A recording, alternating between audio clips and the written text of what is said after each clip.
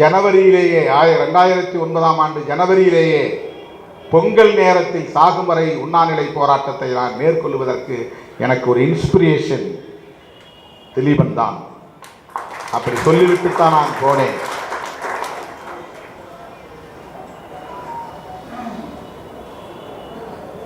நான் ஒண்டிக்கட்டை தானே, எனக்கு ஒன்றும் பிரச்சனை இல்லை என்று சொல்லிவிட்டுத்தான் போனேன்.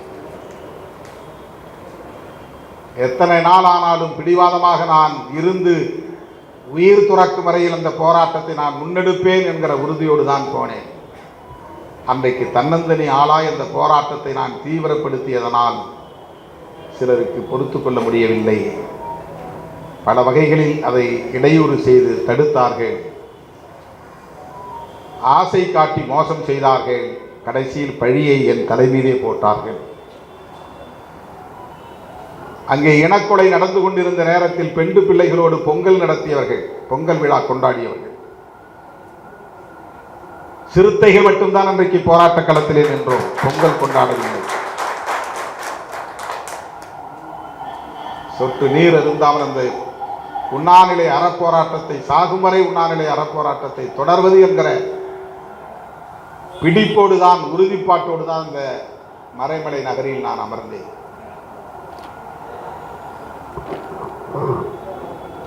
திலீபனை நெஞ்சிலே சுமந்து கொண்டுதான் என்னை நான் தயார்படுத்திக் கொண்டேன்.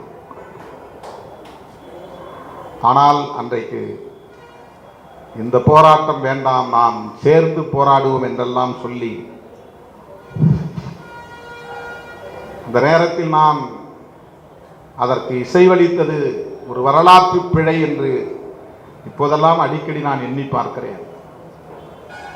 இன்னும் ஓரிரு நாட்களாவது அந்த போராட்டம் தொடர்ந்திருந்தால் அது வெகு மக்களின் போராட்டமாக மாறி இருக்கும், மாணவர்களின் போராட்டமாக உருமாறி இருக்கும்.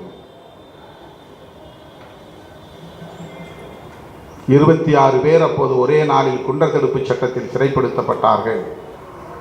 திமுக கூட்டணியில் இருந்து கொண்டே திமுக அரசை கவிழ்ப்பதற்காக திருமாவளவன் சதி செய்கிறார் என்று உளவுத்துறை அறிக்கை போனது அன்றைய அரசுக்கு, திமுக அரசுக்கு. எல்லாவற்றையும் நாம் சந்தித்திருக்கிறோம். சராசரி அரசியல்வாதிகளைப் போல் நம்மை பார்க்கிறார்கள். அந்த கூட்டணியில் இருக்கிறவர் எப்படி அதை எதிர்த்து போராட முடியும், என்ன நாடகம் என்கிறார்கள்.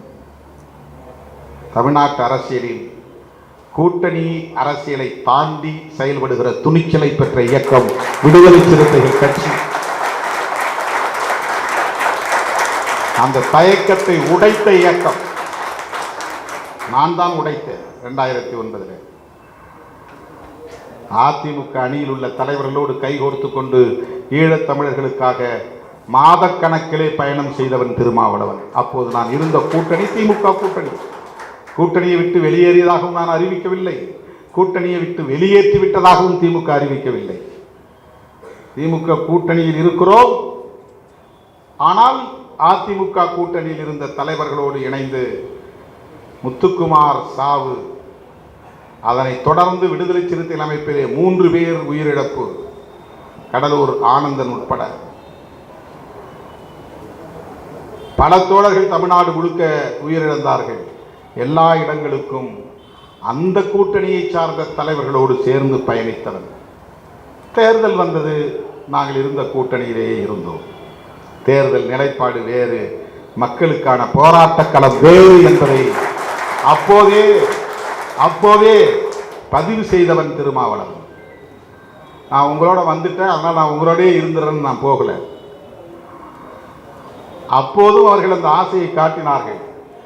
நீங்கள் திமுக கூட்டணியில் தொடர்ந்தால் உங்களுக்கு 1 சீட்டு தான், எங்களோடு அங்கிருந்து வெளியேறி வந்தால் உங்களுக்கு 2 சீட்டு.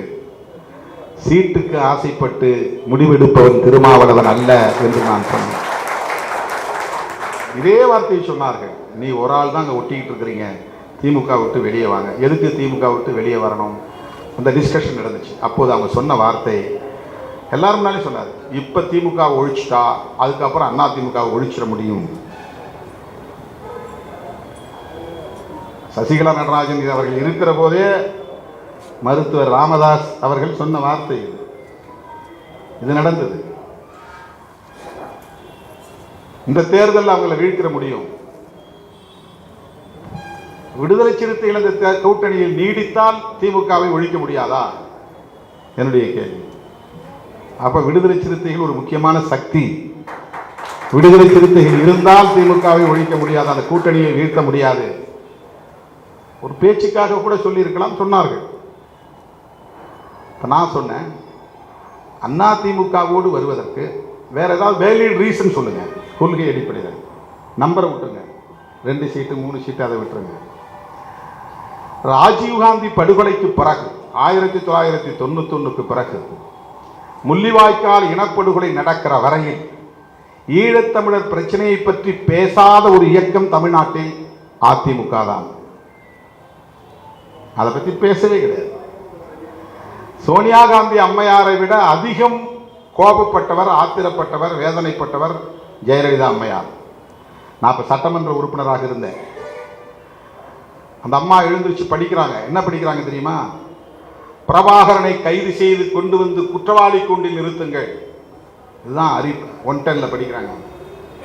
அவங்க எழுந்துச்சு படிக்கும்போது நான் எழுந்து கூச்சல் போட்டு விட்டு வெளிநடப்பு செய்தேன். நான் வெளிநடப்பு செஞ்ச பிறகுதான் பாட்டாளி மக்கள் கட்சி வெளிநடப்பு செய்தார்கள். இது நான் சட்டமன்ற உறுப்பினராக இருந்த காலத்தில் நடந்தது. பிரபாகரனை கைது செய்ய சொல்லி காங்கிரஸ் பேசவில்லை, அதிமுக பேசியது. ஜெயலலிதா அம்மையார் பேசினார். ராஜீவ்காந்தியை படுகொலை செய்த கொலை குற்றவாளி பிரபாகரனை கைது செய்ய வேண்டும். இப்போ புலிகள் அழிக்கப்பட்டு விட்டார்கள் என்ற பிறகு ஆதரவு அறிக்கை வருகிறது அதிமுகவிடம். கிட்டத்தட்ட 91லிருந்து 2009 வரையில் 20 ஆண்டுகள் ஈழத்தமிழர் பிரச்சனை பற்றி ஒரு வார்த்தை கூட பேசாத இயக்கம். அவங்க ஆதரிச்சும் பேசல, எதிர்த்தும் பேசல. 1 கோடி உறுப்பினர்களை கொண்ட ஒரு பேர் இயக்கம். அவ்வளவு பேரையும் சைலண்ட் செய்தது அந்த கட்சி. 1 கோடி தமிழர்கள் ஈழத்தமிழர் பிரச்சனையை ஒரு பொருட்டாக கருதாமல் அதை புறந்தள்ளிவிட்டார்கள். அப்படி இருந்த ஒரு கட்சியோடு இந்த பிரச்சனைக்காக கூட்டணி சேர வேண்டும் என்று சொன்னபோது எனக்கு அது வேலிட் ரீசனாக தெரியுது. அது ஒரு காரணமாக எனக்கு தோன்றவில்லை. இதிலும் அவர்கள் லாப நட்ட கணக்கு தான் பார்க்கிறார்கள், தேர்தல் அரசியலைத்தான் பார்க்கிறார்கள். அங்கே நமது ஈழத்து சொந்தங்கள் கொத்து கொத்தாக படுகொலை செய்யப்பட்டிருக்கிற சூழலிலும் தங்களுடைய லாபம் என்ன நட்டம் என்ன என்பதைத்தான் கணக்கு போடுகிறார்கள் என்று எண்ணி இருக்கிற இடத்திலேயே இருப்போம் என்று முடிவெடுத்தவன் திருமாவளவன். அதில் என்ன லாபம்?